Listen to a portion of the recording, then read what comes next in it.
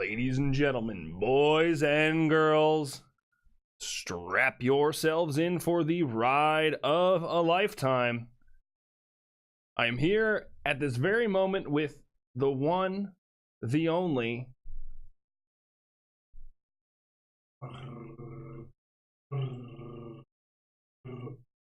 MikeSci! Hi guys. The camera quality is really, really bad, but I have a better camera, so don't worry. Creator interview. Bam! MikeSci. Look at me. Look at that. Now, hold on. It's him, guys and girls. Look at that. There he is, in the flesh, standing right there in front of you. All right, so Mike, I want to tell you a little bit quickly about this format. You, MikeSci, are in the creator suite. So this is where we sit down. This is my bedroom, if you believe it or not. I can't believe I'm in your bedroom, and look how many windows we have all around here. Yes, it's this very is fantastic. You can see the whole of it. Looks like Middle Earth. It is New Zealand, and there are sheep everywhere. Fantastic. Oh man. I couldn't wait to show you. The other faces of the people I've interviewed are on the wall. I'm going to keep your face on the wall, okay? So not only are you in this interview, but you'll be a part of all future interviews. At least as maybe, just your symbol will be there. That'll be weird. I like it. Yep. We like to get weird here. So hold on. Weird. Thank you. Okay. Oh shoot. Okay, hold on. I have a Google Doc. I sent it to you beforehand, and I wanted to introduce you as the friendly neighborhood chef. The Bob Ross of the kitchen. He's filled with happy accidents, some of them less happy than others, and he's an experimenter extraordinaire. Do you feel that that's an accurate description of you? No, but let's go with it. No, I'll go with it. Yeah, no, that's about right. I mean, Bob Ross, that's a compliment that I perhaps don't deserve, but I'll take it all the same. See, Bob Ross of the kitchen is like, because I was saying sometimes you'll make accidents, like you made that egg sausage, for example, and it's split into just egg, the sausage multiple part. Times I have split more sausages than perhaps any man on earth. Proud of that. Only egg sausages or other types also? Oh, many types of sausages. In fact, we tried to make dumplings. On my last show, we made Chinese dumplings with pork in them, and I had all this leftover like pork filling. So I'm like, what would you do with all this leftover pork filling? Sausage it. So I tried to sausage it, and it split, and it was sad because I didn't get to have dumpling content. How are you making your the stuff that's covering the sausage if it's splitting all the time? Is it the casing that's the problem? It's a casing. Well, no, it's my vigorous action that's the problem. Okay. That's the real problem. When the casings can only hold up to so much. You really gotta, be a little bit more gingerly with them. I mean, I see a sausage and I'm kind of rough with it. So why what have you been making food for a long time? Like since you were a kid? Is this because it's impressive that you're willing to try some of these more difficult things and even willing to fail. That must mean you have comfort in the kitchen. Well, it's something you develop, for sure. By the way, I was just tweeting. That's why I was looking down. So I'll let everybody know that I'm here.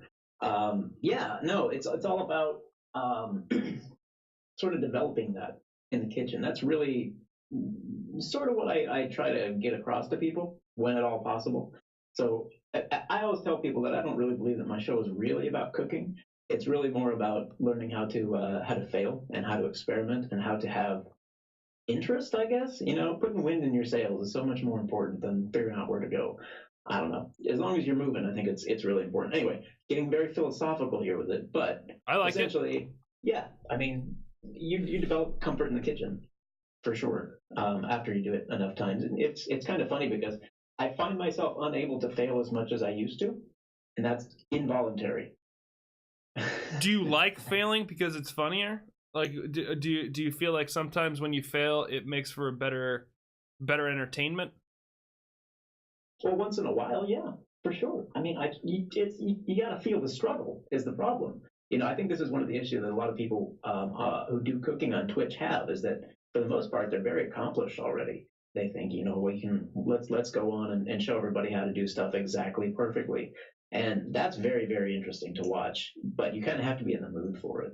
So I'm into that. Me, I'm just a clumsy idiot in the kitchen, and you get to feel my pain. So your willingness to try new foods too, like rather than just sticking with making, a few simple dishes, you're always, I guess you're forced to expand as a result of your stream. Is that true? Yeah, no, without question. It's you run out of content to do pretty quickly. That's why I end up having shows like, if the zombies invaded your home tomorrow, how prepared would you be? Can you make a good zombie sausage? I mean, Did someone give you that idea? Do you come up with the stuff on your own? Like, when you come up with recipes, how do you come up with them? What kind of process do you go through? Well, the recipe isn't too big of a deal, honestly. When you learn the basics about how food kind of fits together, you realize that, one sugar is almost as good as another most of the time, or one fat is almost as good as another, as long as you take into account things like if it's saturated or not, and various other things like that. Just really knowing the science kind of gives you the tools to break down recipes and put them back together the way you want them to. Yeah. So as a scientist, you only cook food? And I know this might sound, I don't want it to sound suggestive at all, but there's a fellow named Alexander Shulgin that I am super into. He's a chemist, he's a scientist, and chemistry, cooking, very similar. Like, do you have any kind of idols in the chemistry world, in the cooking world? I kind of feel on my side, I really count myself more as as an entertainer. But if your question is in the food world, I think this is actually what your question is. Yes. In the food world, Alton Brown he basically invented what I'm doing right now. He's the guy who made cooking, food, a scientific thing, fun. It's sort of the three things all together. It's everybody's done cooking before and science before and entertainment before, but he put the three together. Really was the first person to do that, as far as I can tell. And he's been imitated so many other ways, and I count myself among those imitators. So, yeah. So, yeah, I'm definitely Alton Brown. In terms of people who've actually done really, really impressive research work, I would also say a guy named Kenji Lopez Alt. He's a chef up in the Bay Area. He wrote a book. It's actually behind me somewhere. Yeah, it's in that stack of cookbooks behind me. It's called The Food Lab. Okay. It's probably the best scientific food reference ever made, in my opinion. So, do you have kind of do you cook from those books on a regular basis, or do you find yourself pulling from those ideas frequently? Like, is this something you're teaching on your stream? Can I come to your stream and learn how to cook? Yeah, definitely. Coming to my stream will teach you how to cook, but it'll be an accident. As most things are. So you're not are you an but you're educational, right? Every once in a while. I mean, there are certain things in there. Like I have one book that is French. It's a French pastry book, and it's by a guy from Alsace-Lorraine. Alsace-Lorraine? I don't know how to pronounce it. That's France, anyway. right? It's a place in France. Sounds French. Yeah, I use that reference once in a while to go back to what French cuisine is. The really scientific stuff is better to build a base for yourself, so you understand how food works at a fundamental level. But in terms of French cuisine doesn't make any sense. You need books for that. It seems very difficult. Like, all the people who are doing French cooking are insanely accomplished and seem to be. I think they've given part of their soul in exchange to be considered a French chef. You have to do something. Maybe you have to be angry and have lots of wine, and another dose of angry helps. Yeah, just rage. Mirepoix is made out of anger. It is anger, tears, and blood. That's the actual three. My mom was wrong all along. You had mentioned really long sausages. You had a picture on your Twitter about the world's longest hot dog. If you ever want to join together on any kind of collaboration in the future, know that I would be very interested in helping you make and or eat the world's longest hot dog. That's something that I have the utmost interest in. Could we stretch it across the country? Could we do hot dogs across America? Maybe. Or we go tip to tip all the way across. Tip to tip? How many people would that take? I don't know, but man, it's the dream. Let's do it. We've got somebody with math in the chat. I'm sure they'd be able to figure out. It's going to take us at least a couple thousand, maybe 3,455 people just standing with hot dogs in hand. ready to go. So what's the worst recipe you've ever made on stream? What's the worst thing you've cooked? Like not something that's been just turned out horribly. The worst thing. There's probably been other ones, but the one that resonates in my head just because of how I had to taste it and it looked really bad and it was impressively awful, and I even tried to remake it on the next show and that failed too. Thai waffle sliders. Put those three things together in your head, and I promise they will not make sense. And you did? It was bad. What I also got food poisoning from it the first time around, so there was that too. Why'd you try it again? Because I wanted to beat it, and it didn't. It beat me. Yeah. So what kind of meat did you use as your, or no, was it just curry? Well, no, it was a Thai waffle slider. So I used Thai flavors, like sweet chili and that kind of stuff, and fish sauce and that kind of stuff to make like a slaw. Okay. To go on the waffle slider. Mm-hmm. Man, Thai food and waffles do not get together at all. You think like chicken and waffles works, and they usually have some kind of a spicy syrup. Sure. But not the Thai component. It doesn't work. Yeah, no, you'd be wrong if you thought it would work. Yeah. I encourage you to try, though. I don't think I will. I think I just like making fried chicken. I put it in a pickle brine and just sit it there. So what's the most delicious? That's the contrast. What's the most delicious thing that you've made that you did not think would be good? So like something like, do you have a clear memory of a time where you made something that just, you didn't think this is going to turn out well and it turned out like insanely well? There's been a couple of times that's happened. I'm thinking, let's see. I wonder if any isolated incidents here. There have been a few times when I was just like, there's no way this should work. I think one of the times was when I made a sauce with beets in it. So I was doing speed runs, as you guys may know. I do speed runs. As far as I know, I'm the only speed run cook on Twitch. And to complicate the speed runs, chat can sometimes choose a unlabeled can that's been sent in by viewers for me to add to a speed run. So one of the cans at some point was pickled beets. No, actually they weren't pickled. Actually, it was just canned beets. Mm-hmm. So in case you don't know, canned beets taste like dirt. So what I ended up doing was blending those into like a welcome to the flow strawberry kind of like just subscribe sauce to the flow state. An anonymous effect. user gifted a tier 1 sub to semi-competent. Something about beets and strawberries really tastes good. That kind of makes sense. Maybe. Yeah, it turns out it does. Well, they both come from the ground. I guess everything comes from the ground, right? That's probably right. Everything has a hint of dirt about it, but beets especially so. I mean, because we grow strawberries, and those are really close to the dirt. So maybe there's something about their common dirt ancestry. That's right. Maybe they had a meeting, and dirt was the mediator. Yes, the great glue in between the raspberry and the beet. I gotta try that raspberry and beet. Talk to Julia, get some cooking going. I try myself to cook, but I'm not nearly as talented as you are. So tell the people a little bit about at least my hot dog friends here, my good friends. Why don't you tell them about yourself, Mike? What do you do on stream when you stream? Well, I just cook stuff. It's funny, when you go through recipes, there is a fair amount of prep that goes into my shows. So when I start off a show, usually I have at least a couple of hours of research, planning, stuff like that to tell a story is what I'm trying to do. Trying to put together a number of interesting facts that fit together really well to make the entire show interesting. I don't know, it's kind of hard to describe, but I don't know. I try to stick to a theme, and when I can't do that, I do speed runs. Okay, so if you have trouble coming up with a theme, you do speed runs of old dishes, the new dishes. It doesn't matter. Do you have like some favorites that you cook over and over again? Well, chat picks them. Okay. Chat picks what the speed runs are, and they have favorites. How do you have enough food? I've always wondered this. How do you have the food necessary in order to fulfill these ridiculous requirements that you're given? You buy a few things here and there, and that's most of the time I don't have the stuff.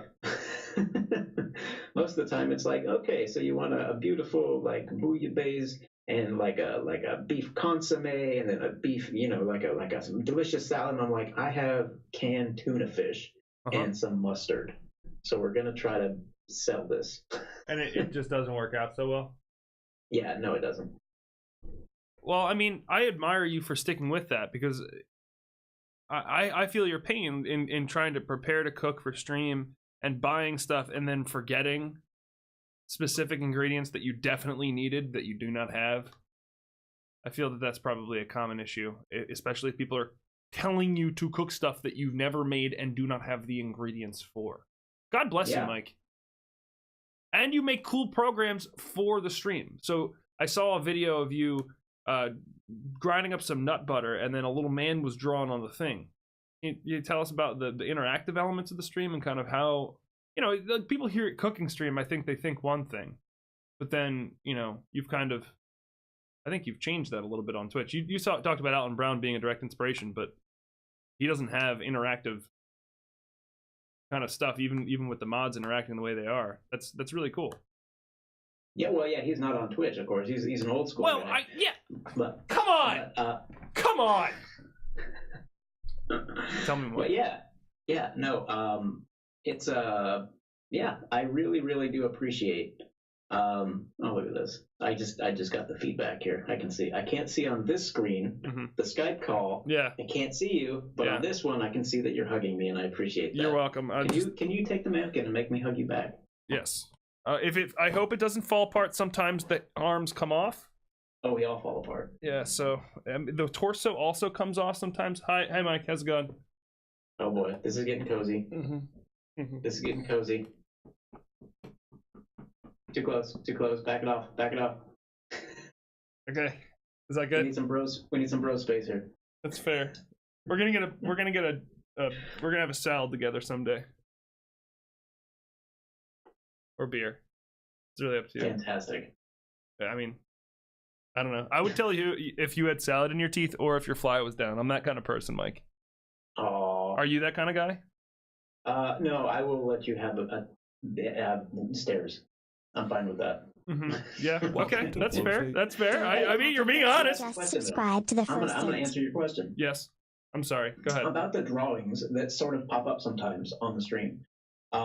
So let me preface this by saying that I've been writing some software that assists with stream production on the order of maybe about a year and a half, something like that. It's been about that long that I've been working on it. I've been working on it basically as long as I've been streaming, essentially is the way to look at it, which has been about a year and a half, something like that. So I've been writing this software. Originally, it was just so that I could trigger things to happen on my stream, and the more I played with it, the more I thought, hey, why don't we, turn this into something that other people can use? And since then, it's matured quite a bit, and I've added quite a few features that are pretty unique. And the one you pointed out was the ability for one of my mods to draw directly on my stream. That's probably the one that I get more questions about than anything. And yeah, that was one of the things that I built. I built a little system that lets Molly draw, and there's really not that much more to it than that. Well, it's very creative because it's got cool presence on the stream. It allows for somebody else to kind of add their humor or unique view while you're not even available to maybe do anything about it.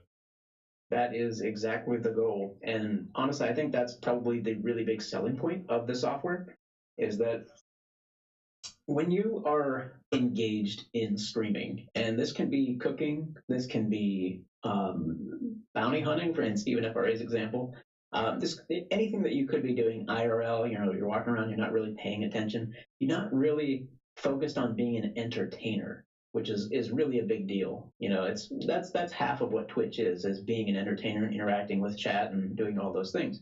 If you don't have the presence of mind, which isn't necessarily a bad thing, but if you're focused on something else, you can't focus on that. It is extremely nice to be able to fall back and let your mods contribute to that production and contribute to that, making the show entertaining. And it applies to, again, not just like IRL kind of content or cooking, but it actually also applies to gaming as well. There are times when you're so fixated playing a game that you can't do two things at once, and it helps to have, another comedic mind or entertaining mind to help with that. You probably notice you play games from time to time, I think, right? Yeah. Yeah, it's when you get focused in on a game, sometimes you just really wish that you could have two brains, one for the game, one for the show. Yes, and three hands too. Yes. That's next from MikeSci. Yeah, I can't help you there. So is this software called something? It's technically it's called SciDeck, but I haven't released it yet. Okay. So when's the hot release date? Like when do you see this coming out to the public? Like when can Subliminal Image start using this for his streams? I've been rewriting it, so I don't know at this point. I've gone through so many like massive rewrites on this thing. I've lost count. There's been at least 5 like massive rewrites. So and I'm in the middle of what I hope will be the last one. But when this thing's done, man, it'll be done. This will be something else. This is going to be a must-have on, I think, pretty much every single streamer's desktop. But gotta wait to get there. I mean, that'll be really neat. Like, so, talking about development, your own creations, do you feel that there's any limitations when it comes to building a software like this that you would like to, like, changes that you would like to see in order to build better stuff? Or do you feel like you have unlimited capability here? I do. You do? I can build literally anything that needs to be built. And Twitch doesn't limit you at all? There's no limitations from OBS or anything? Like, there's really no barriers to you building almost any solution that you want to build? Nope, not really. There's just annoying stuff and stuff that, is more complex than it should be. OBS can be a bit of a bear to interface with. And of course, you have the old problem where some streamers don't use OBS, although it is a very small minority. What do you think of the other competing streaming softwares? Do you dabble in that kind of stuff, or do you stick solely to OBS? They have their niches. Like Slobs is kind of neat, Streamlabs OBS has some interesting, compelling features. Like it has a remote access feature that's quite a bit better than the OBS remote module. So that much is pretty nice. And it just has kind of a nicer, smoother interface and kind of flows a little bit better. However, it is packaged up in an Electron container, which means it takes up lots of memory and stuff, so it may not be suitable for everybody. So I don't actually use that at all. I just use plain old OBS. Probably a couple versions back, in fact. And that's just because it works with all the software that you're running? Yep. And so, when do you write in every language, or are you a full stack developer, as they say? I've been doing this long enough. As a professional engineer, I've been doing this. God, how old am I? About 15 years. Jesus, I'm old. I feel old. I know I'm not that old in comparison to some, but I'm old. Anyway, I've been writing software for money for probably about 15 years. And, in that amount of time, if you've done it as regularly as I have, you kind of develop sort of an attitude to software where you're like, I don't really care what the platform is. I care what the problems are. You use the right tool for the job. And to be honest, a lot of the languages that are still in somewhat heavy use these days are really not that good for solving problems. There's a lot better stuff that's come out that you don't need to tie yourself down to old technology slavishly. So what's some kind of a language that you feel is criminally underused for how useful it is? Well, the language that I code all of my server-side stuff in is C#, specifically with the .NET Core framework, which is a total different beast from ASP.NET or just the .NET Core. And I'm sorry, this is getting extremely programmerly and okay. very, very nerdy. But I use .NET and C#. C# is probably the most advanced language that has ever been written, at least for an interpreted language. Excuse me. So I think it's fantastic. JavaScript is sort of the force du jour today. Pretty much all the new stuff that's being written in Silicon Valley has some amount of JavaScript in it. Right. If not a whole lot. What about Python's role in like machine learning and stuff? Are you impressed with kind of the direction that seems to be taken? Python's cool because it's easy, and because the machine learning community has just sort of like grappled onto it. Machine learning, AI, all that kind of stuff. There's so many good libraries for it, like the TensorFlow library is. I think it was originally written in Python. I could be wrong about that, but I feel like that's TensorFlow is like the big machine learning library. That's what Google is. That's anyway. That's Google's library, right?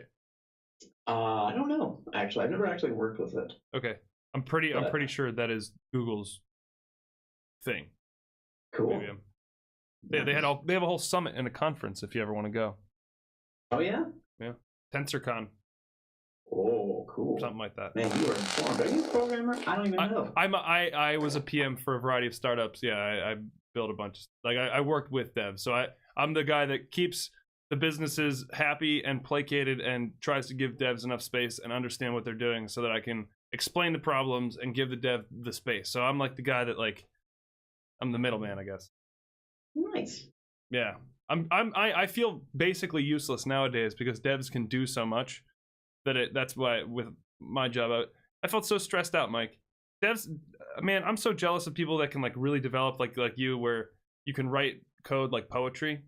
It's beautiful. You know, it must feel so good. Okay. You know what I mean? It's good when it's done. Yeah, but, like, you must feel like it's kind of like you play an instrument at all? I do. I play the guitar. So, like, you know the feeling of hitting a song and, like, you finally get it and you just, that whole thing happens in your body? You know what I'm talking about? I'm really bad at it. That hasn't happened to me. But I get where you're going. And like, when you finally get it right? Come on, you've done a tab, no. like a bunch of tabs, and you played a little bit of something and you got some of it right? No. Okay. I have to tell you, I'm like one of the worst, like, guitar players, and, like, specifically singing. I'm like probably the worst singer you've ever heard in your life. So, yeah, maybe not the best example, but I probably shouldn't have told you that I play the guitar because I'm so bad at it. Anyway. Don't feel like that, Mike. You're great. Come on, don't be so self-deprecating. Jeez. No, I'm great at cooking and software and stuff. Yes. I'm just really bad at guitar. Okay. Anyway, I do feel really, really good when I'm done with the software, with some portion of a software, like getting a like a paradigm just right in my head and getting an architecture right. It's sort of like I would liken it to, like, when you like hit like a baseball. You know, when you connect with it and there's that reverberation feeling, you know, and you connect with it and you're like, that's so crisp and perfect. That's exactly how I wanted to hit it. That's what it feels like. Yeah. Like a little shiver down your spine, maybe? Oh, yeah, a little bit of that. I know exactly what. That's called feeling it. That's that Blink-182. You know, Blink-182? She's feeling it. Go right now. She's feeling it. Yeah, you know that song? Feels good, man. Yeah, you know Blink-182. Don't pretend. Like, you watch Rocket Power and stuff on Nickelodeon, I bet, Mike. I'm kind of old. I'm sorry, dude. It's okay. It's okay. I wanted to give you... What cartoons did you watch when you were a little boy? Oh, man. Ninja Turtles. Okay. For sure. Stunt Dogs. Remember Animaniacs? Yes. Looney Tunes. Remember all these things? Yes. Yeah. Yes. Yes, I do. Yeah. I was a big fan. Fucking. I cursed. Oops, my bad. Teenage Mutant Ninja Turtles. Wonderful. Television series. Also comics. Do you read comics? Like anything like that? You know, nerdy stuff? Yeah. Sorry. Well, my nerd quotient is surprisingly. I don't own a single Funko Pop. Do you know that? I don't either. It's okay. Those are a waste of money. So here's what I want. But there's a comic book that's it's a Ninja Turtles comic book, and it was newly released, and it's about the start of the Ninja Turtles, how they got started. They all have red headbands, Mike, to start off. And you're gonna be like, why do they all have red headbands? You'll see. Okay. Does that sound good? Okay. It's pretty exciting. It's pretty good. It's Teenage Mutant Ninja Turtles. All right. Anyway, okay. So what recipes do you have upcoming, Mike? Like anything that you're making soon that you're excited about? That you're strapped in for? No.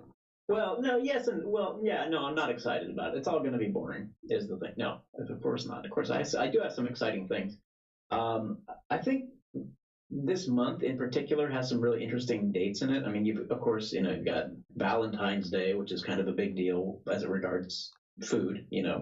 You've also got like Lincoln's birthday and Washington's birthday, which you wouldn't think have a food connection, but they sort of do. When you look at those two people and you see sort of like how they ate and what they ate, there's some stuff you maybe wouldn't expect. And since it is technically President's Day, it probably is worth, digging into some other presidents. Jefferson was actually a very interesting president in terms of food and stuff. So you talk about the history of the presidents when you're cooking the food related to them? Yeah, absolutely. That's the good part. What it says on my business card is food, science, and history. Okay. So, all right, very cool.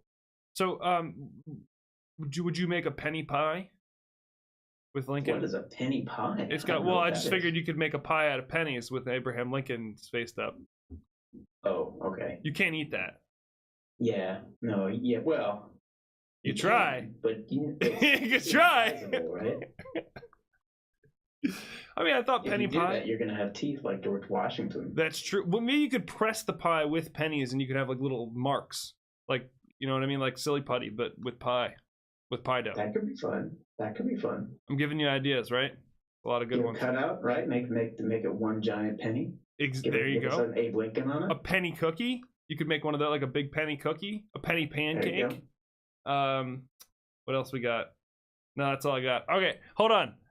Mike, what foods? How do you get your ideas to cook the foods? Like you just said, what are you going to make for Washington's birthday, for example? How does that tie? Or sorry, birthday? No, holiday? Yeah, birthday, death day, birthday. Well, it's President's Day, which is technically it's the third Monday in February, but their two birthdays are I think Lincoln's is the 22nd, and I think Washington's was the 12th, something like that. So they're just like, we're not going to give you 2 days off, just one. That's fair. That's President's Day. Apparently, I remember back in the old days, I used to get both days off in school. Really? Right? Oh yeah. Okay. Like I said, I'm old. Yeah, but not that old though. You don't have any wrinkles. You know what I mean? That's from the staying inside all the time. Oh, that'll do it. That'll do it. That's good. Do you have nice fingers, like really soft hands? Oh, I have the lankiest, softest hands you've ever felt. Like a pianist. What? Come again? A pianist. Oh, a pianist. A pianist. Like Adrian Brody and the pianist. Oh, I see. You're talking about my hands again. Okay. Yeah, because you can play piano. I wasn't even again. We were just talking about your hands. Actually, I have very, very stubby hands. Actually, I have like little hobbit hands. That's fair. I have very short legs, so I can identify with you. Ratio wise, I bet you that your hands are longer than my legs. Coast Kramer just subscribed so don't feel to the bad. Flow State. You know what I mean? Anonymous user gifted a tier 1 I don't know sub to what something happened. Thank you for gifting subs. Oh man, you guys are generous people. All right, hold on, Mike. All right, okay, hold on, Mike. What apps should I check out on Twitch? What extensions are must uses? You would refer to your upcoming extension when it's coming out. Maybe soon, maybe in a little while, maybe in a bit. We don't know. We're going to hype up people. We're not going to tell them. But what extensions should people be using? Okay. Well, specifically because you say the word extensions, that's like a Twitch thing. Like there are Twitch extensions, which is, Twitch's like sort of like little app, almost sort of like app store environment. Yes. And those are pretty much all not something you really need, to be honest. Twitch keeps working at it though. They keep plugging away, trying to get people interested in extensions, and more power to them. I hope they keep working at it. But in terms of like what software you should use for your stream though, I don't use anything weird besides my own stuff. The funny thing is, I just use OBS. OBS has a wild amount of power if you really, harness it. You can put VST plugins into it. Mm-hmm. There's a plugin for OBS that lets you do pixel shaders, which is a super nerdy thing, but what it lets you do is it lets you actually manipulate the screen with your graphics card. So you can do really, really complex visual transformations, and it's very, very fast and smooth, and it looks fantastic. It's extremely difficult to build, though, so I wouldn't get excited about it unless you're a programmer. Is that who has a lot of time to spare? Is that what do people do that at all? Like, do you see that kind of stuff on Twitch? Yeah, every once in a while. It's more like it's a solution that doesn't have a problem right now. It really it takes someone who has a lot of creative vision to make use of it in any way. But yeah, I've like Serpent AI is a guy I've done some collaborations with. He's written some of his own shaders before and gotten some pretty interesting effects. So Serpent AI is a person they could check out if they wanted to see the pixel shader kind of a thing? No, actually, he stopped streaming. Rats. Because he's actually working on some very interesting code that I don't mind telling you guys about. Have you ever seen, like on Reddit and stuff, there's once in a while you'll get a post where AI has analyzed a particular painter's style and applied it to another image. Have you seen this? No. Okay, perhaps I can find it for you. But essentially, what it is it's like like Van Gogh has a very specific style for how all of how his paintings look. Right. They take that and then they take like a picture from Instagram and they say, what would this look like if Van Gogh painted this? Very cool. They take that visual style and using AI, they're able to recreate it. It's very neat. That's awesome. So Serpent AI is working on something like that, except usable for common people. Because right now it's really only like a research thing. But yeah, and it's going to be pretty cool. I think. Sounds awesome. Is it? Will that just turn into an Instagram filter? I don't know what his intentions for it are, to be honest. He could make millions. He could on Instagram. You know, that's there. People use that. I couldn't find you on Instagram. Speaking of which, Mike. Oh, I don't have one. I hear the kids are into that thing. The TikTok and now. Snapchat too. I mean, you got to take pictures of the penis somehow. Yes, right? That's true. Unless you're married for that or whatever. Wait, so have you heard of TikTok? Do you know what that is?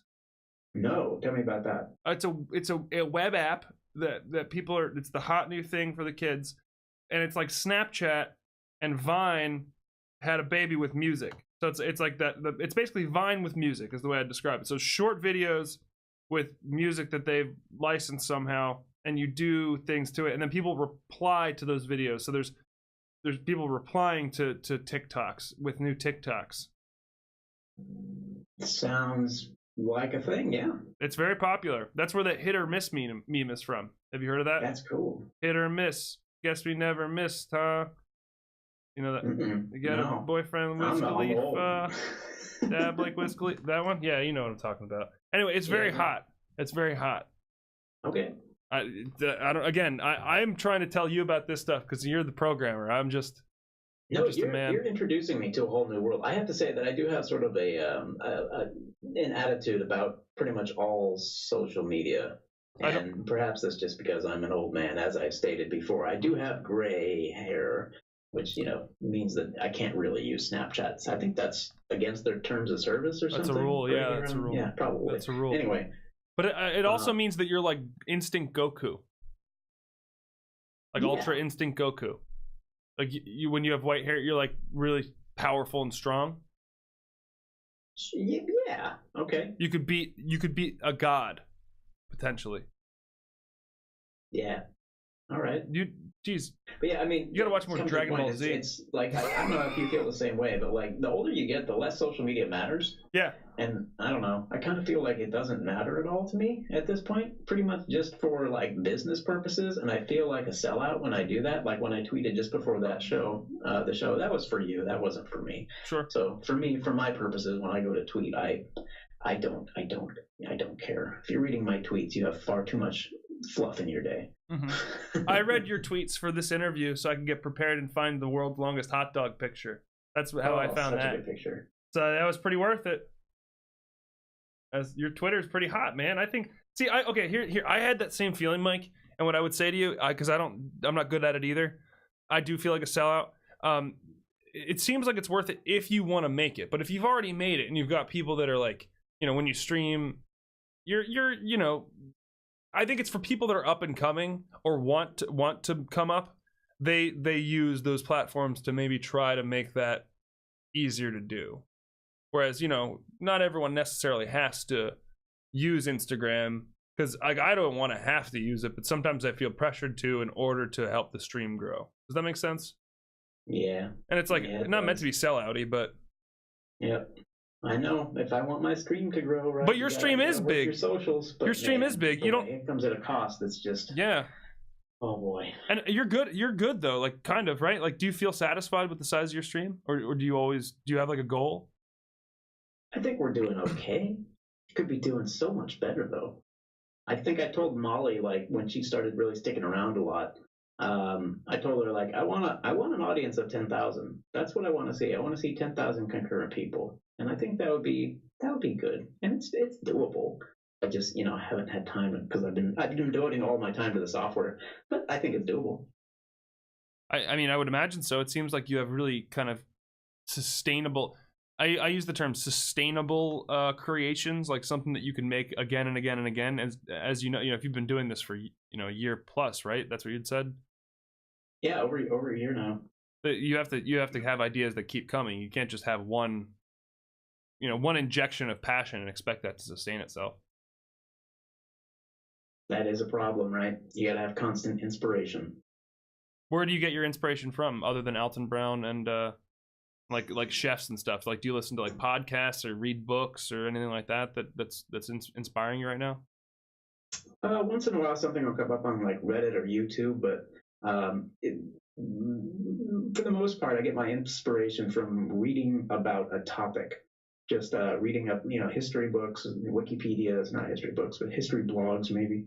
Any kind of research you can do online until I read something that says, what is that? I want to dive more into that. And essentially, I keep doing that until I find something that's really interesting. When I find that, I try to build an entire show around it. One interesting physical phenomena or one food that makes no sense, food that we eat. Tomatoes were originally poisonous, right? Who was the first guy who ate a tomato and said, you know what, I didn't die, I'm going to eat some more? What happened, I didn't realize that. How did you come upon that, for example? So just Wikipedia stumbling just into a rabbit hole? Yep, not all those who wander are lost, right? That is, yes. It's good advice. So Reddit, Wikipedia are the big ones, you would say? The ones that you're reading a lot? Yeah. Okay. You just look around and you just, you talk to people. Sure, Sometimes just talking to people can throw some interesting stuff out. What'd you have for lunch today? Are you asking me? I am.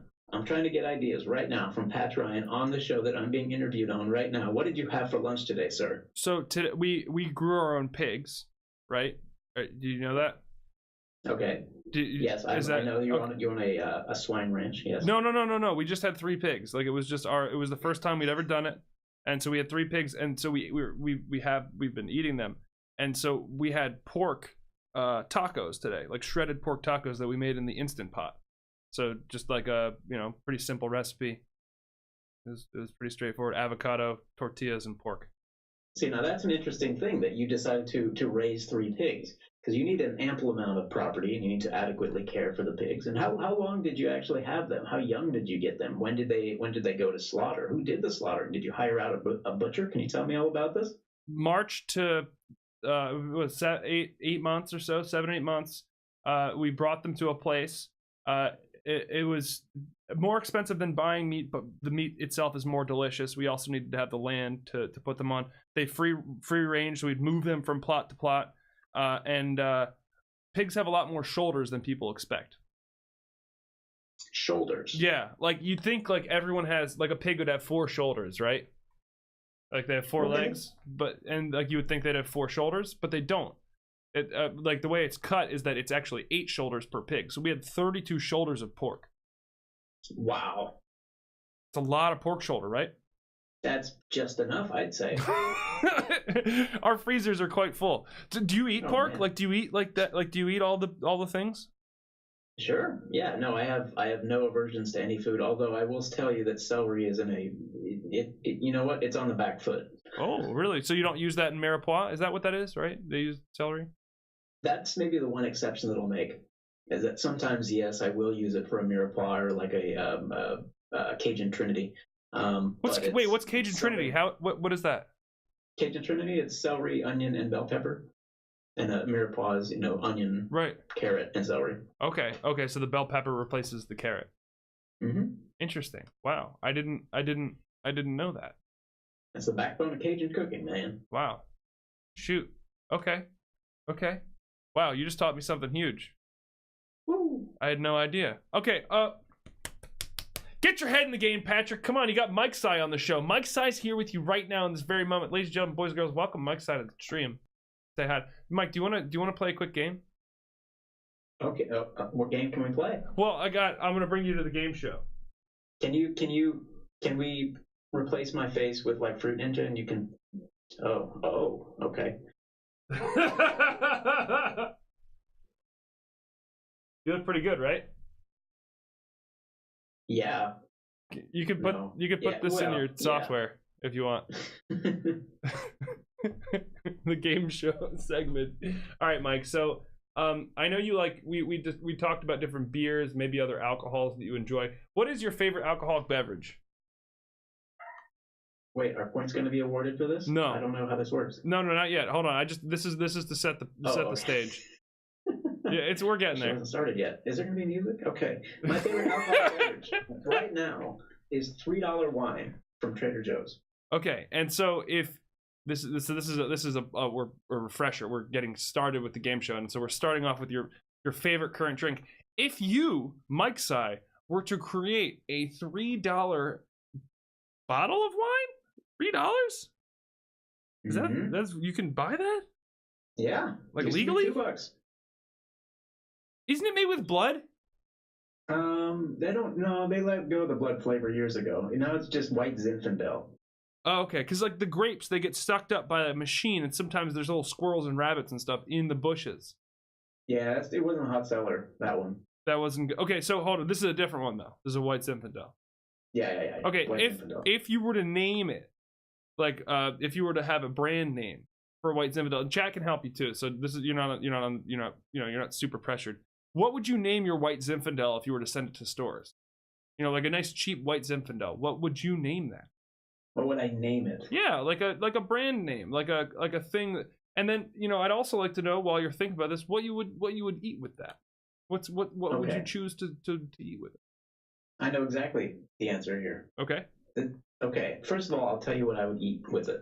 I would eat Nashville hot chicken with it because it's great. It's delicious, and it's people don't know enough about it. Tell me.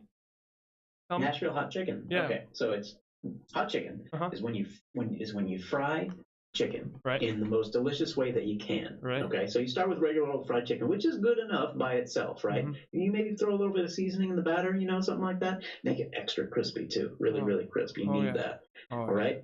You make the most delicious, beautiful, succulent fried chicken that you've ever made, and then you make this covering for it, this sort of sauce that's made out of liquefied lard, and yes, that's important, plus hot chicken seasonings, which is heavy on cayenne pepper, paprika, garlic salt, and various other things. You throw those two things together and you coat your chicken in it.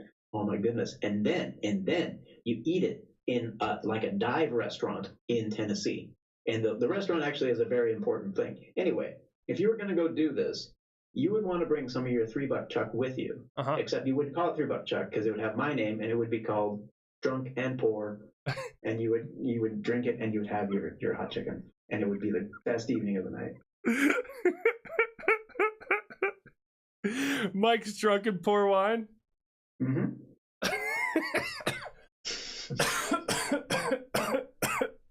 I want to try to make this chicken. I didn't realize that there were other variants of chicken outside of fried chicken. Oh my goodness. Nashville hot chicken. It's something. Have you been to Nashville to have this? No. Okay. But I've been regaled with stories about it from Molly McDeath, and I've made my own facsimiles at home. My goodness. We got to get you to Nashville. That's got to be like you should do a travel show with Netflix where you go around and eat. No, I'm just kidding. That's a joke. Mm-hmm. You're like, I'd rather be inside. Thank you so much. All right, so you did great. You got 100 points for the first answer, okay? All right, so the next answer, this is like Whose Line Is It Anyway, where the points don't matter. You remember that show? Yeah. Okay. I don't know. I thought you were going to give me the I'm old answer. Oh, like, I'm old, though. I don't have it because I'm old, so I don't know anything about it. All right, so if you were to make your own, have a whiskey, have a nice whiskey, something expensive, maybe you're sitting down with your pops, I don't know. What kind of branding would you give to the whiskey? Because I mean, Drunk and Poor, good for a cheap Zinfandel, right? Or some kind of any kind of wine, really, or beer, or any. Mike, you should really make that. I know you have a lot on your plate. Yeah, but anyway, okay. So, okay, whiskey. What would you name the whiskey? What would you eat with it? I would call it Mr. Whiskey. Mr. Whiskey. Yeah, like Mr. Coffee, except it would be from, because you can have like SodaStream, and you can carbonate your soda at home. This would be soda. This would be whiskey that you can carbonate at home. It would be called Mr. Whiskey. And you carbonate your whiskey. Mm-hmm. And then what are you going to eat with your carbonated whiskey? What would you eat with it? Yeah. You know what? I would go with the ham gum on that one. Ham gum. Ham gum. Yeah, I made that on my show. Is that chewable gum with ham flavors? That's correct. That's what it is. And do you swallow it? No, you don't. In fact, if you can keep it in your mouth for more than 10 seconds, that is something. I had Raquel Lilly on my show on Saturday, and I made her try the ham gum. As all my guests have the opportunity to. She was a trooper about it, boy. How many seconds did she get? She kept it in for maybe about 15 seconds, I think. That's pretty good. Did she pretend to like it at first? Yes. This is pretty good. Man, Mike, thank you so much for... Oh, this is horrible. It's like when you were eating that milk, the instant milk, right? Oh yes, yeah. That was a fun clip that somehow got put on live stream fails. But you were saying, oh, that was pretty. I liked how you were like, oh, this is pretty good. Oh wait, no, this is not good, even in the slightest. Surprising how common that is in the food world. Actually, it turns real fast. Yeah, sometimes it's really good in the beginning and really bad at the end, and sometimes it's really bad at the beginning and really good at the end. What about just good the whole time? That's most food, but that's you gotta experiment. You gotta look for the weird stuff. You gotta have the stinky tofu, the 1,000-year-old eggs. You gotta try that. The ham gums. Why not? Have you had Rocky Mountain oysters? No, but I'd be interested. You would? Yeah. I would eat them with you. Yeah. I've eaten them before. They're pretty good. I mean, by pretty good, I mean edible. Yeah, I see no problem as long as as long as the sauce is good, right? It'll be fine. Why not? It's just a testicle. Wait, so you had sauce? Mine were fried. Yeah, no sauce with the fried. No dipping. They didn't use tartar sauce or anything. Ketchup? Ketchup. Okay, I can see that. It had some A1 unctuous flavor. Do you know what the word unctuous means?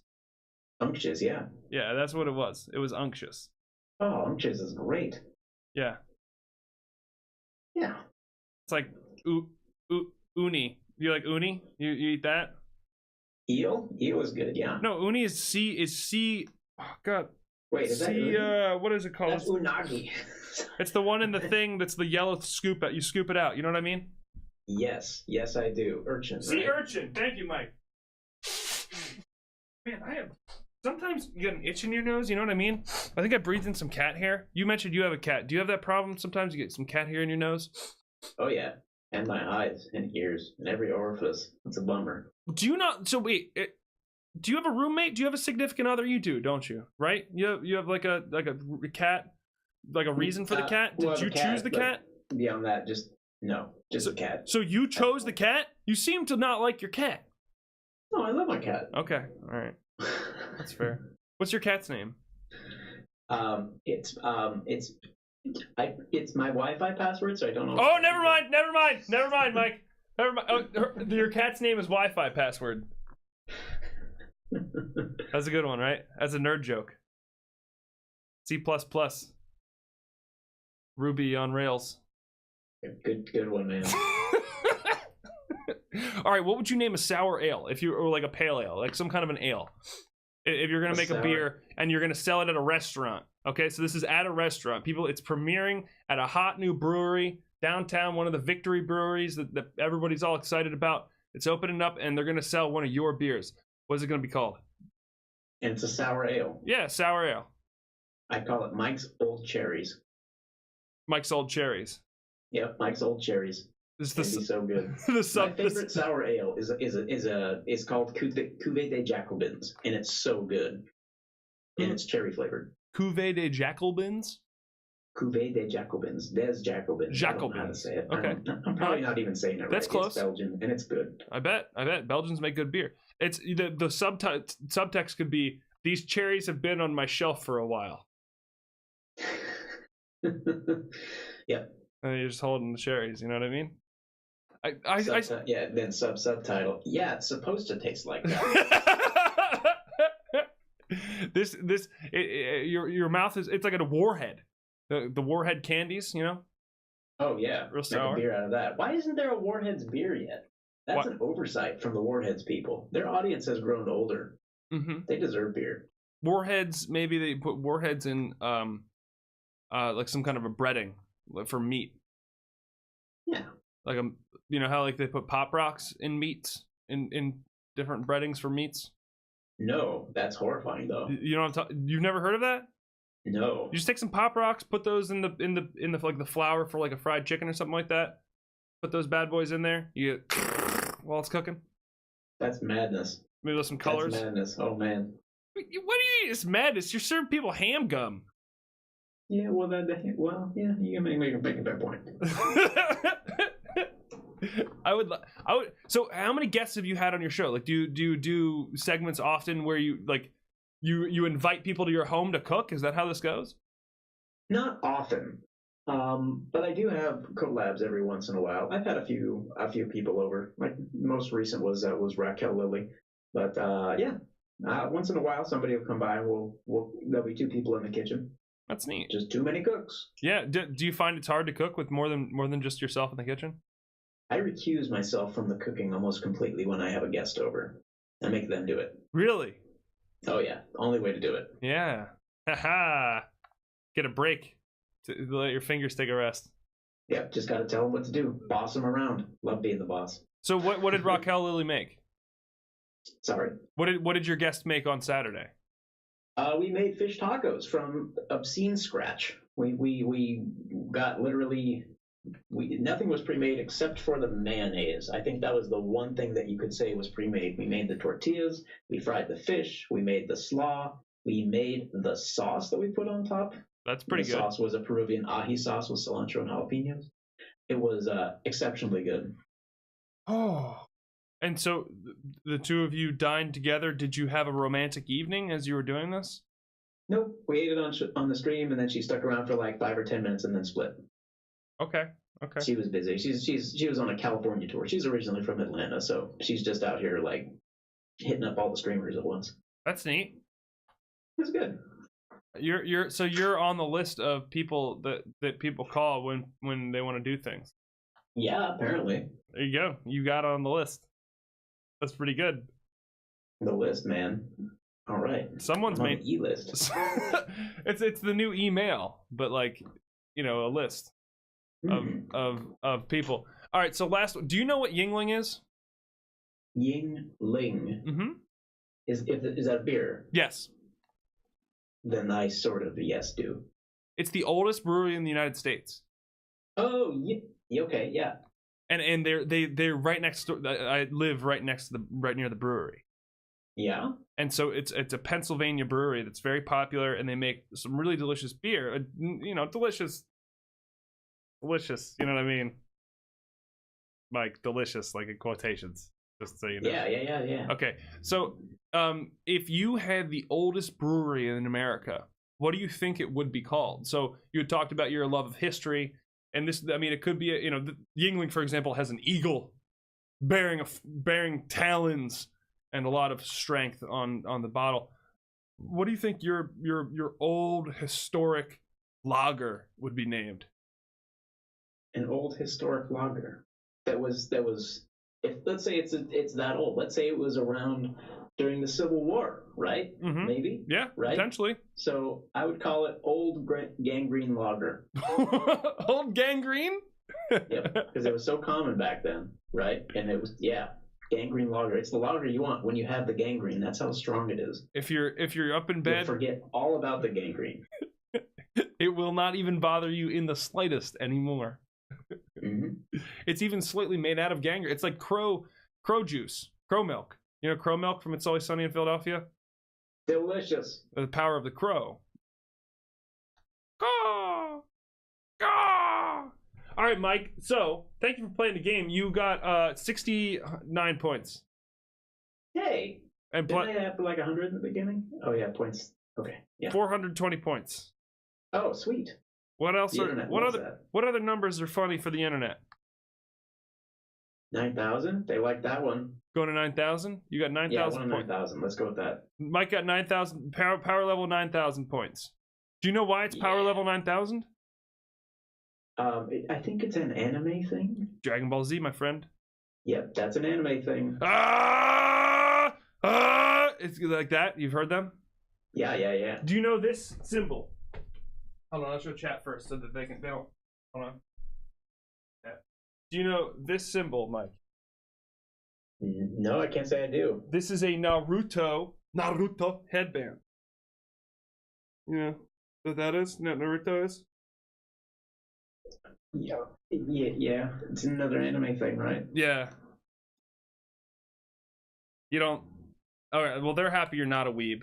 See, I'm a little bit. I don't like anime either, though. This is awkward.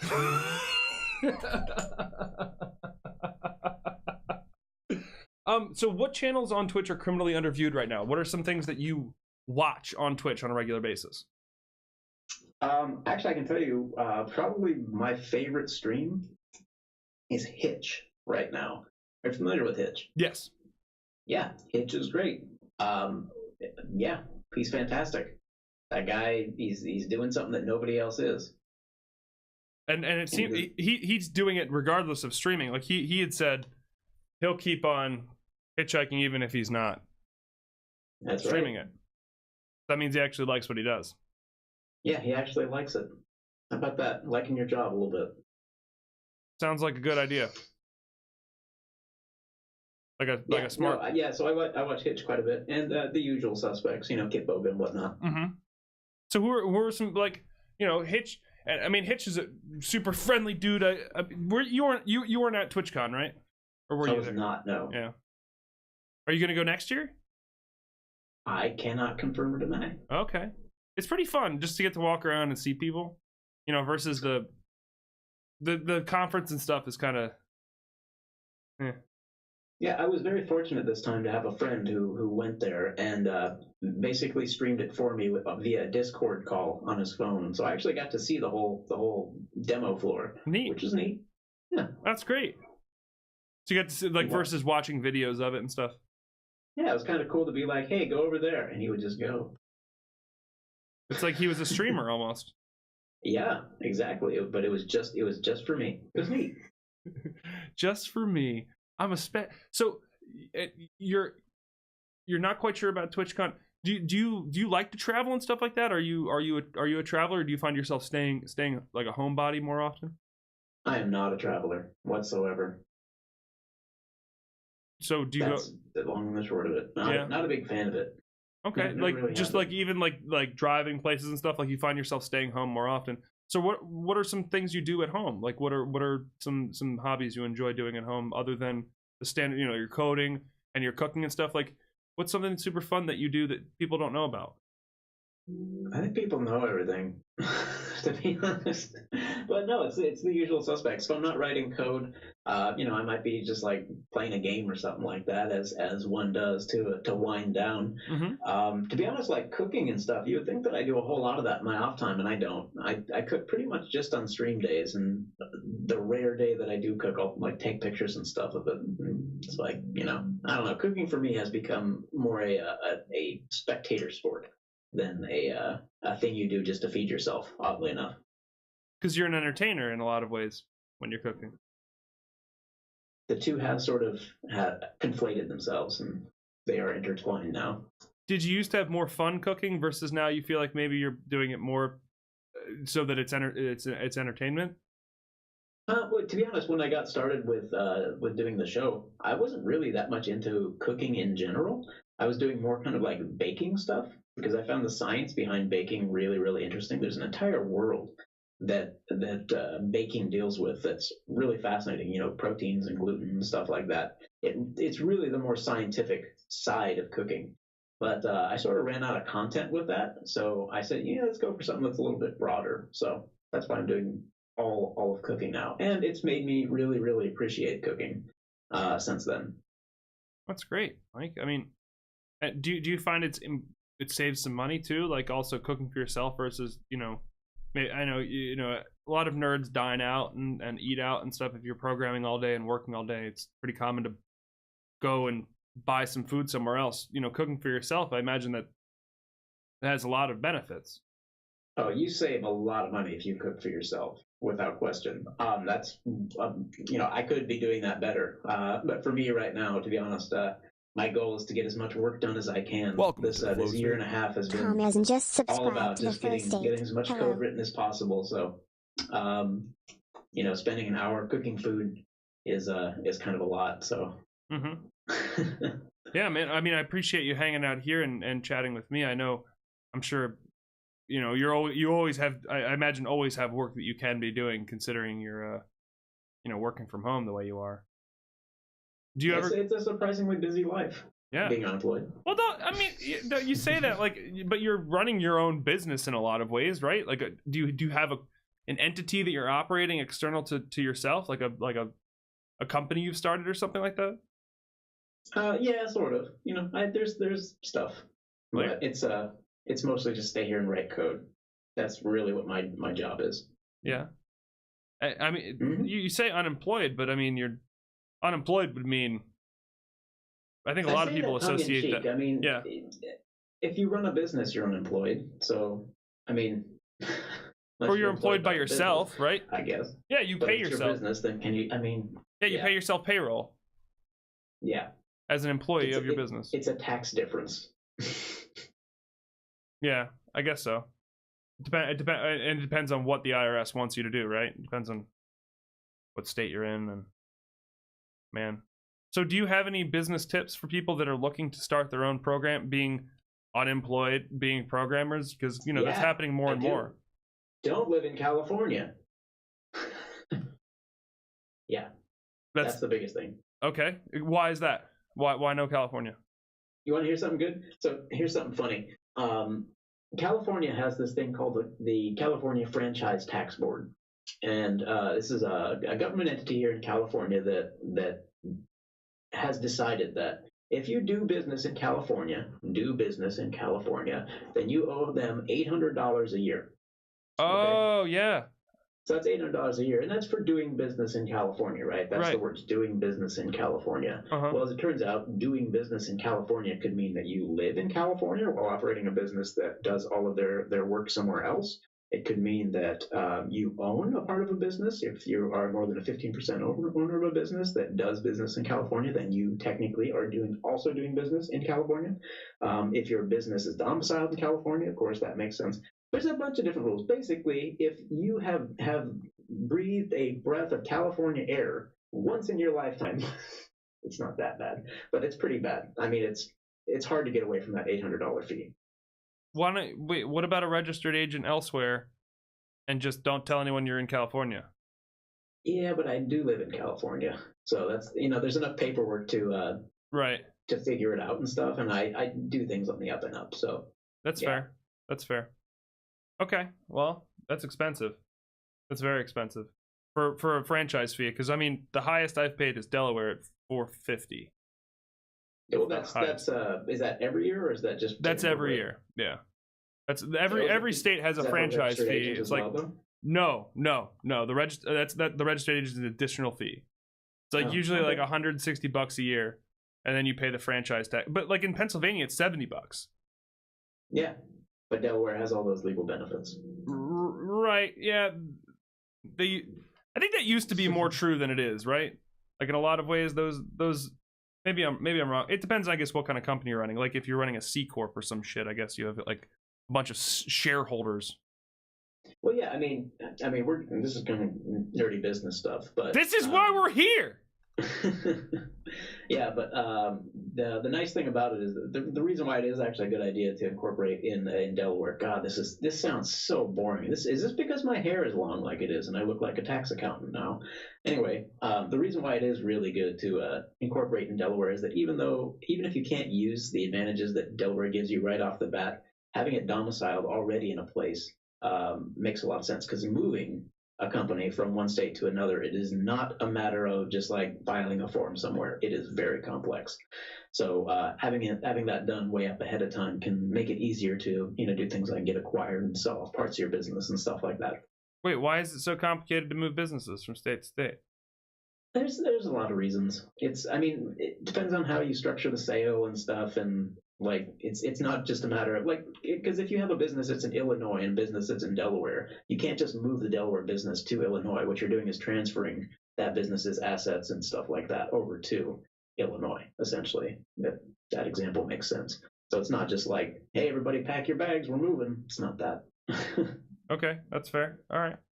I guess, so you've got a lot of experience running businesses. Is there anything out there right now that you've built that you can say that you've built that exists that's not yours anymore that you've sold or anything like that? Like anything that you're proud of that exists in the world that's operating on its own? Not yet. Okay, all right, that's exciting. So you're like cracking your fingers, kind of trying to get the side deck out there. Yeah, I'll be excited when it's ready to go. I hope it can integrate with my Stream Deck from Elgato. Yeah, that's once I get it launched, that's the intention, is to give those guys a call. Okay. Do you think they watch your show? I've literally never talked about this publicly before. I don't think they do, but I'm sure I could call somebody. No, that's okay. I don't want them to know yet. That's fair. They don't know. They don't know. My people are quiet. They don't talk about stuff. Right, chat? Watch yourselves. All right, MikeSci is going to come for you. He's going to ban you from his stream. No, he won't. You would never do that. Tell me about Bytes. Bytes is the team that I'm on. That was started by MikeSci, and back then it was called Twitch EDU, and it was formed shortly before the TwitchCon before last. The guy who formed it is MikeSci, who he might even still be streaming now. I don't know, he streams like one day a week now. He's a professor of physics and stuff at, I forget exactly what it is, but he searches for exoplanets is his field of research. So yeah, he works on Kepler and that kind of stuff. Very, very smart guy. Anyway, he started this Twitch EDU thing, and Skylius, who you may also know, is also part of it. She joined on. There's a few other people. Kit Boga's in there, and it's a small collection of streamers. But we're all tied together with our desire to sort of educate people, provide alternative content on Twitch that's not, typical. It's not an art stream, and it's not gaming, and it's not really just chatting, even though most of us stream in just chatting. It's something else. So what are your thoughts on the IRL and just chatting situation? You had kind of alluded to you streaming and just chatting, but it's not really like, do you feel like that suits you, or would you like to see? Oh, I don't care one way or the other, to be honest. All I care about is where the eyes are, which I think is the appropriate thing. Right. Yeah. So, I mean, what if it was all just IRL? Like all of it? Like not just chatting, but like ASMR, talk shows, everything. I have no problem with that. Right. Why not? Because it's a question about, like, how do you provide what the viewers want? And here's the thing, like, the IRL category itself was never about people who are, it was never about, well, it was about that, but it quickly changed. What happened is that, like, you guys know, back in the old Justin TV days, that essentially was what we would now call an IRL stream. He was a live caster. Justin Wong, I think his name was the original guy from Justin TV. That expanded into doing all kinds of different other streams. Other people were doing streams. And then gaming started to get big. And then it got bought by Twitch. And now it's pretty much all gaming, right? Because they figured out a really good way to monetize it. But the roots of Twitch are in IRL. Live casting in particular. And there aren't many, if any, live casters out there right now. People who literally do 24-hour streams. Again, it's against actual TOS to sleep on stream. But yeah, anyway, the point being here that it's about what people are looking for. Getting back on topic. Yeah. No, I like when you go on little. It's a beautiful journey. I liked it. I like that. Don't be. Right. You're great at talking, Mike. You're a great conversationalist. You know that? Oh, hooray! Thank you for that. I appreciate that.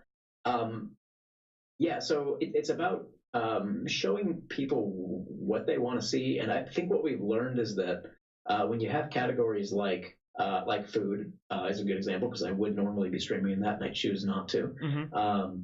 Food, or like the science and technology category, or the programming category when that was a thing. Now that's part of science and technology. Anyway, when you have all these really small categories that only have a handful of people in them, what you find out is that you've created a destination that nobody wants to go to. So nobody goes to it. There's no eyes on it.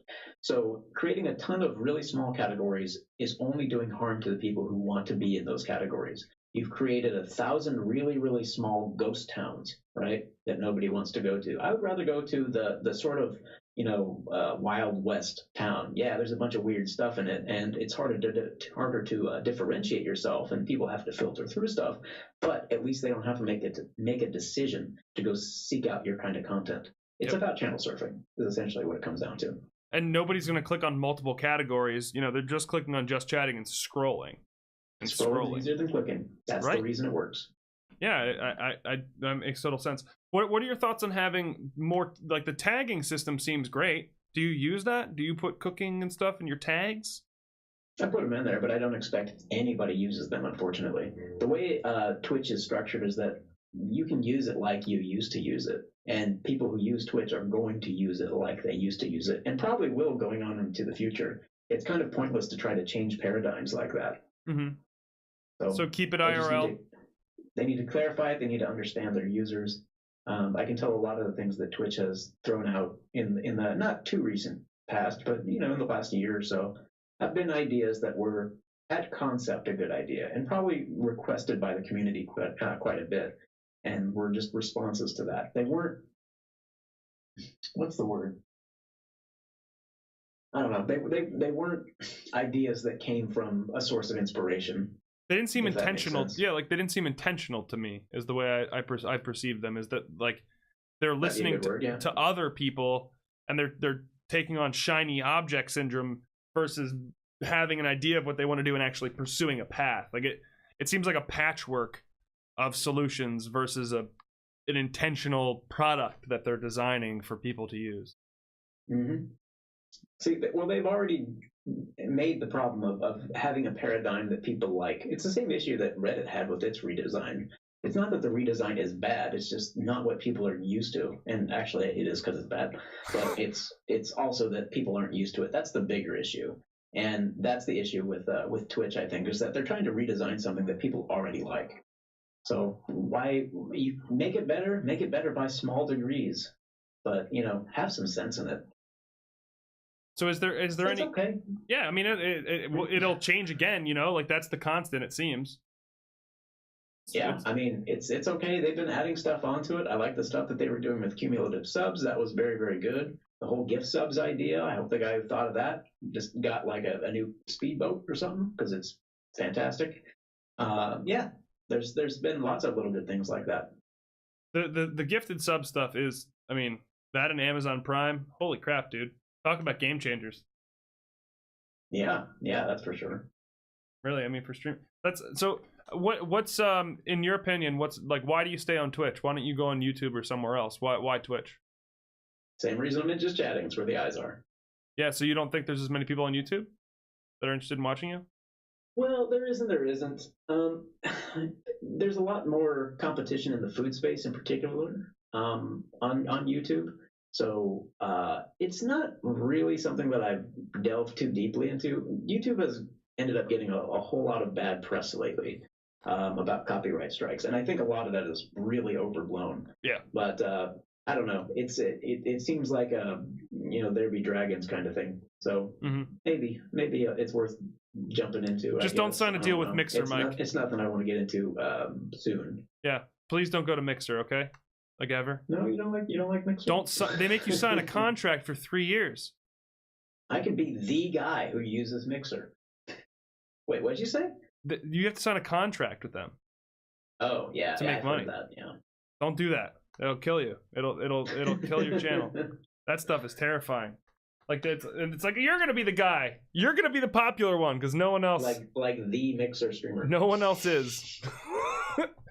God bless them. A lot of people have signed contracts thinking like, yeah, I am the Mixer streamer. This entire platform is just for me, boys. Me and Bill Gates.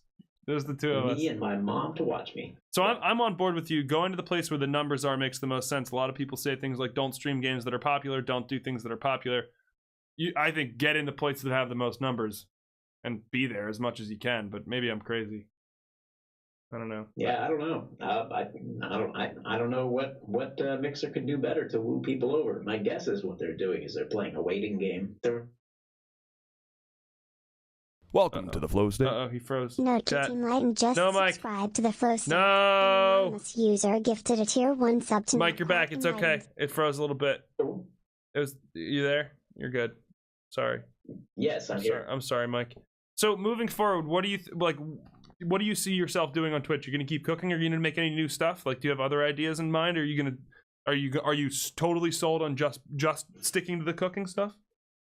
Well, I have some other plans, but I can't share them. That's fair. That's fair. Just excited. I saw you on Kit Boga's podcast. That was cool. Yeah, that was fun. We learned about that like 30 minutes or 45 minutes before he wanted us to go on, so that was fun. So you're teasing the idea that you have new stuff coming, but you can't tell anyone. That's Yes. exciting. Okay. All right. I'm not teasing it. You asked. Yes, no, that's true. Yeah. All right. So when is your next stream? That would be tomorrow. Tomorrow. At 6:30 p.m. Pacific. 6:30 p.m. Pacific. Eh? Okay. All right. Mondays and Fridays. Mondays and Fridays. And then do you code on the weekends, or do you take a break on the weekend? Depends on the weekend. Depends on what I'm coding. Okay. I don't know if you had like a hard nope. On Saturdays, I just go to the botanical gardens. Speaking of which, very nice place to go. Oh no, he froze again. Did I lose him? Son of a gun. I think it's starting to freeze, chat. I think my iPad is breaking. There we go. Hey, I'm sorry. Again. I'm so sorry my iPad's really old, Mike. It gets confused about things and just progress, like forward progress. Let me zoom in on your face. Everybody give Mike a kiss. If anybody in chat has a question for Mike, now's the time to ask it. He's been a champ. He's dealt with all kinds of hard-hitting questions. Even weird situations where I was wearing a Naruto headband, doing weird weeb things. It's an Apple product. Enough said. Yeah. What is Cos Kramer one of yours, Mike? Huh? Cos Kramer? I think he used to watch me a long time ago. He's back! He's back, baby! He's back, baby! Alright, hold on. So, hold on. Somebody asked something about some person. Something T. Oh, no, I don't know. I don't know, Mike. I don't know anymore. There's people are just talking and chat and stuff. I've missed it all. All right. Mike, what is the tastiest thing you expected to taste horrible? I don't know, man. I don't know. I the things that taste terrible and good, I tend to forget really rapidly. What do you remember the most? What do I remember the most? Making ham gum was fun. Yeah. How do you I also made a pretzel spinner once. How do you make ham gum? How do you make it? Well, you start with gum base, or you can synthesize your own gum base if you want to by taking old double bubble that you buy out of the discount bin after Halloween, right? Which I did do. Take all the flavor out, and then to get the wonderful gum flavor back in, nothing more than a packet of ham soup base. The kind that comes like the ham beans, like the 15 bean soup. Yeah. Just take the flavoring packet and you mix that into your gum. Why don't you could you wait? Okay, I have a question. This sounds gross, but it's real. All right, so could you mash up ham and put it through a cheesecloth and take like the juices that you squeeze out of the ham and use that? I don't know that I would do that. I would dry that first. If you were to take those juices, or even just the ham, I would dehydrate it completely and make jerky out of it, and then powder it and mix that in. That's what I would do. Okay. Would that taste better, you think? It's not going to taste good either way. Sure. So it might give you a fresher flavor. a more organic. Did you see that video about organics, Mike? The Kurzgesagt? You know Kurzgesagt? Kurzgesagt? That they have like animated videos that are real for smart people. No. So that organics, basically, the actual effect of organics really isn't something that can be sustained, and it's more of a marketing ploy. And that wasn't like a political thing. I mean, it's a 20-minute video, but basically, I felt tricked because I've been buying organic, and I didn't realize. Well, at all. It's not all bad. No, it's not bad. Is genuinely not all bad. There are some times where organic practices into better product and higher yields, although it's not really the majority. What's an example of something that yields more in organic versus not? I don't remember, actually. Damn. I'd have to go back and check the article. It doesn't really influence my buying decision. For me, I buy cheap, but that's just me. Yeah. Welcome I like to the flow state. I'm down with buying inexpensive foods almost always. Terabyte, We used to go to the just food subscribe bank to the and get first free aid. food An there. anonymous user gifted a tier Have you done sub that? to Terabyte T. I've contributed to food banks. They need to get rid of the food in a lot of cases, and we were doing it like to get food for the pigs also, but like you can get food there, and like you try to like donate some money, but it's it's a good because it goes to waste there's so much food waste. I mean, I know you know this. Yep. Yes, I do. Something about 40% of our food supply gets wasted. And it's like only so much we can do. All right, so if they want to find you, they can find you at twitch.tv/MikeSci. Yep. Do you have any other places that they can go to see you? No, just that. Like you have a Discord? Twitch.tv/MikeSci. Mondays and Fridays, 6:30 p.m. Pacific.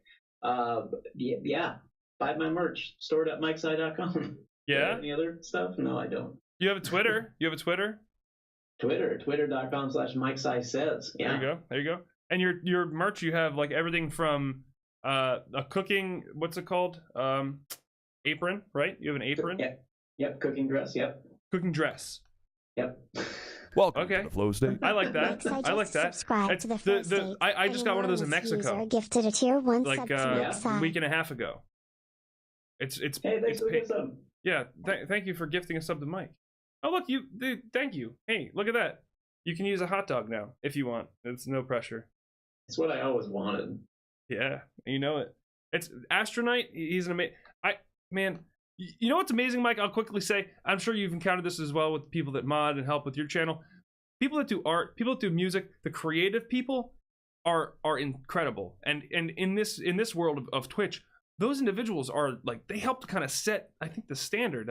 For me personally, that they've really impacted the channel positively. Do you work with people that do art and things like that to do your emotes and stuff? I do on my own, but yeah. You do all your own emotes? Yeah. Damn, he's also Not all of them, but artist. almost all of them. Almost all of them. You're a talented man, MikeSci. I appreciate you spending the time to be in the Patchryan creator interview series. That's awesome. Thanks for having me on, dude. It's an honor to have you. I'm very excited about the prospect of getting to interview a variety of different people and ask them questions and learn from all of you. If you had to teach me something as a person and getting to interact with you like the past hour or so, do you have like any tips or insight for me? And you could be as harsh as you want. I'm just curious. Do you have any like MikeSci tips? No, you're great, dude. You're great. Don't be anything else. Just be you. You're great. You're like Mr. Rogers. That's right, boys and girls. That's right, boys and girls. Gonna put on our. That's when you put on your tomorrow. When you put on your apron, can you do it like a Mr. Rogers segment? No. Okay, that's good. Won't you be my chef? Well, Mike, thank you so much for hanging out, man. I hope you had a fun time. I did. This is great. It was good to hang out with you. I'm sorry that we couldn't. Hi. Oh yeah, did it work? I'm sorry that we couldn't look at each other the whole time. It's weird, right? Well, you know. You know how. All right, dude. Hey, Mike. Take care of yourself. Have a wonderful evening. Chat. Thanks for being here. I appreciate you deeply, Mike. Have a good one. See you later, chat. Thank you so much, sir. You guys both be cool. You're wonderful. Ladies and gentlemen, boys and girls, that was MikeSci here with you in this very moment on the stream. Hot, beautiful, cooking. Bob Ross of cooking on Twitch and also programming on Twitch and maybe even an extension that will be put on OBS. Or not on OBS. Not an extension. A MikeSci tool. Okay. Mike, thank you. I'm going to cut to this thing right here where we do this. And I'm going to play this song. Oh, look at that.